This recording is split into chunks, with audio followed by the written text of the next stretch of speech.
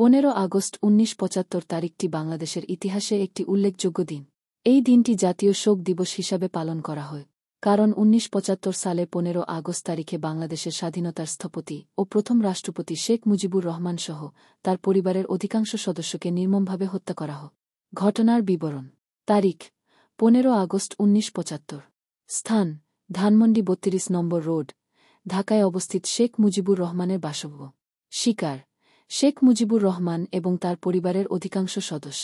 ঘাতক: একদল সেনাসদস্য, যারা তখনকার সরকার বিরোধী ষড়যন্ত্রে লিপ্ত ছিল।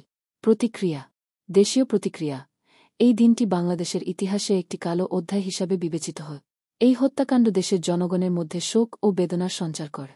আন্তর্জাতিক প্রতিক্রিয়া: আন্তর্জাতিক সম্প্রদায়ও এই হত্যাকাণ্ডের নিন্দা জানায় এবং অনেক দেশ ও নেতৃবৃন্দ শোক প্রকাশ করে।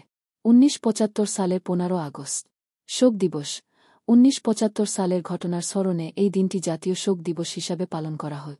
সরকারিভাবে বিভিন্ন কর্মসূচির মাধ্যমে দিনটি পালিত হয়।